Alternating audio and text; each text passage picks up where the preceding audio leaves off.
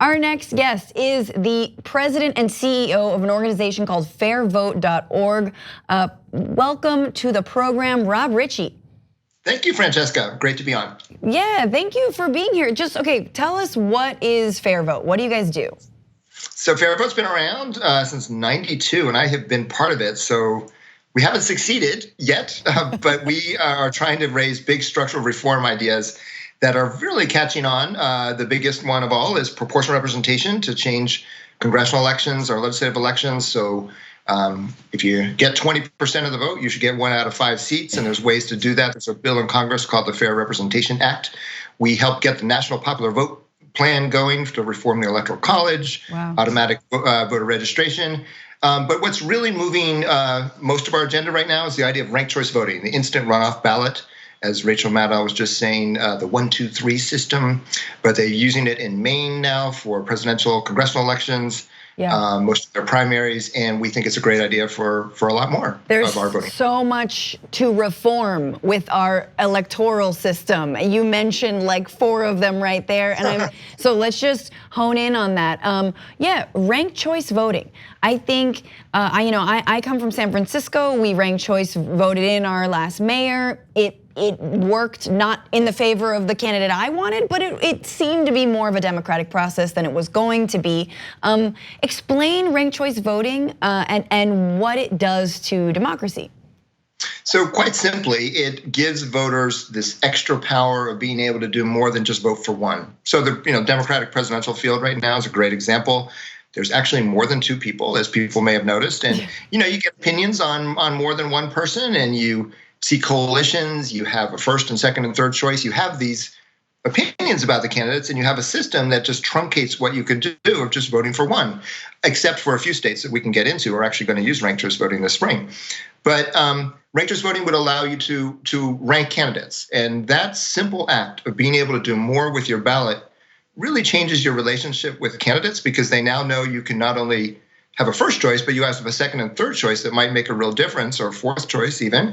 And so they just need to connect with more voters. They need to learn what makes more people tick. And what's fun to see on the ground in places like San Francisco is earning in second and third choices. You really have to get out there in the community and earn it, either you or your campaign staff. And it's not just name recognition, it's like making connections with real people. Yeah, and I think the other thing is that it forces candidates to run more positive campaigns. So you see candidates who are maybe running in similar lanes, not attacking one another, because they're ultimately hoping to be that candidate's second choice, or the voters of that candidate, their second choice, right? So in a way, it could avoid some of the dust up that we're seeing, or the sort of phantom dust up that we're seeing online, in different newspapers and reports about, Bernie versus Warren, or Buttigieg versus Klobuchar, or whomever, like all this, centrist.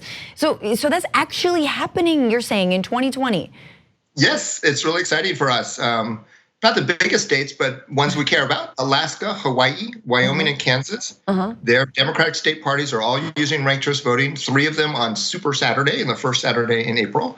And instead of just voting for one, those voters get to rank their candidates. And it's exactly what you say. All these interscene kind of like, oh, you can only vote for one, and you start getting really tense, and these kinds of otherwise allies suddenly being particularly edgy or negative with one another.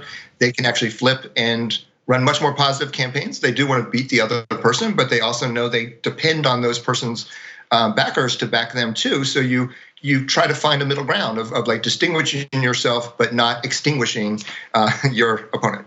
Yeah, absolutely. I mean, I am curious as to whether that's viable on a national level. Like, it would have to be a state by state thing, or could it come down from the national level, the federal level? Go national. So Maine is using it for president in November, and Congress and Senate, and they did that in their state. But there is a bill in Congress, the Ranked Choice Voting Act, has some great members like Jamie Raskin and Ayanna Pressley, and about a dozen members are on the bill. But we think it'll sort of start taking off more. New York City just passed it, and several of the really interesting members of Congress from New York City endorsed that measure, both kind of the moderate wing and the more liberal wing, AOC and Hakeem Jeffries, and I think it's something that can bring people together. We are seeing Republicans back it in Utah. A couple cities are using it there, and we think about a dozen more are going to debate seriously using it for 2021. It really makes a lot of sense for any contest where you have more than two choices, which I think is a good idea, is a great one to use ranked choice voting. Yeah, for sure. I mean, and that gets to, I think, the heart of what is so wrong with our political system is not just this winner-take-all system, but the fact that we have two parties, right? And I think one proposal that you all have at FAIRVOTE is proportional representation, which my mind immediately goes to, could that pave the way for another party? If it's not this winner-take-all system, you no longer have the idea of a spoiler candidate. Just explain proportional representation. How has it been implemented in places that it has?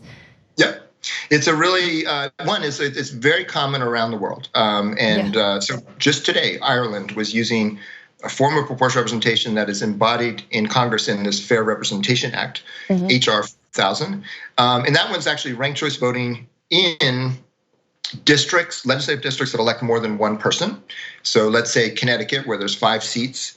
And you'd run out large in Connecticut, and if you got about 20% of first choices, you would win right off the bat, because that's 1 out of 5. And let's say 2 like-minded candidates each got about 10%. They would have enough votes together to get 20%. And a third party and an independent can hold the major parties accountable. They don't split the vote, but they also can now win with about 1/5 of the vote. And the major parties are leaving key issues behind, not talking about things we all care about. They are going to be. There's a chance for voters to express what they want, get what they want, and if 1 out of 5 people want it in Connecticut, then they would be represented. And so if the major parties are not responsive, yes, we would get new parties winning seats. And in Connecticut, is that on the state legislature level?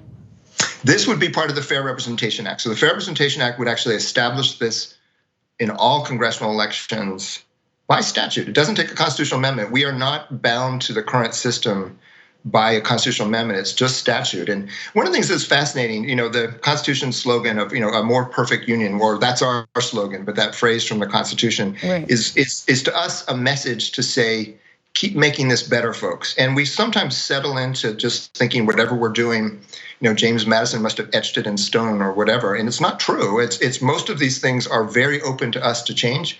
And every 30, 40, 50 years, we tend to get around to it and make some big changes. And I think the 2020s are ones where big ideas like ranked choice voting, proportional representation, popular vote plan for president, changing the caucuses so we don't start with Iowa with a handful of people or whatever, right? These things can change, and we don't just have to keep doing the same thing. Yeah, and I think what's interesting about your proposals is that they are not the obvious reforms, meaning, my mind goes to the Electoral College, which I absolutely as a progressive believes needs to change, but ranked choice, proportional representation, those are things that arguably you could get Republicans to sign on to and make reforms that actually are benefiting all people, no matter what your party. Exactly, I think it's a really exciting thing. They're very much a voters first kind of way of looking at it. In fact, Republicans are shut out of winning. California, they don't do very well in congressional elections in California. They don't do very well in Manhattan. With the Fair Representation Act, we modeled what it would look like, and in fact, both parties would have the voting power to win in every single state, at every single corner of every state that has at least a handful of members, also by race and women. My wife runs a group called Represent Women. The data shows that women run more, win more in these systems. People of color have far more opportunities to break in and find a way to build coalitions and win. It's really exciting stuff. Yeah, so, okay, we have to talk about what went down in Iowa very briefly, but give me your diagnosis. I mean, was it just this app? What are your thoughts on the caucus? Because what you're saying about ranked choice doesn't sound that different from the caucus model. There's an aspect of it that is like the caucus, right? So I was there. It was interesting. The second straight time I went to the caucuses, there's this academic conference where these kind of politically minded political scientists spend the morning sharing papers, and I did one on ranked choice voting and how it's being used in these primary states coming up and why it makes sense to expand it.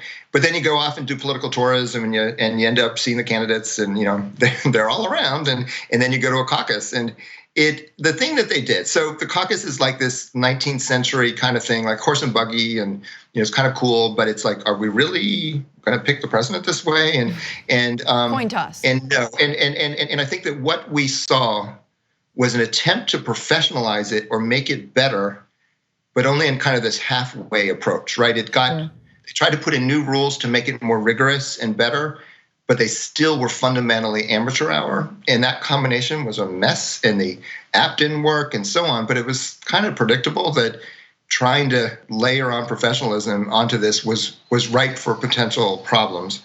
What these other caucus states are doing is actually just saying, you know what, we're not going to have the in-person thing.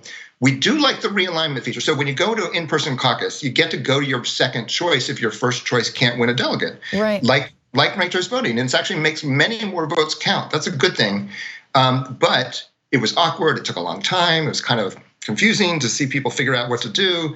And instead, if they, in these other states, they're just going to get a ballot, a very simple ballot. We say, here's my first choice, here's my second choice, here's my third choice, and it ends up with the same algorithm, but just Rob, we have to leave it there. Rob Richie, FAIRVOTE.org. Thank you so much for joining us. Thank you, Francesca. On the go? Don't worry, we got you covered. You can still listen to TYT at our new podcast network. Find us on Apple Podcasts, the Google Play Store, or at tyt.com/podcast.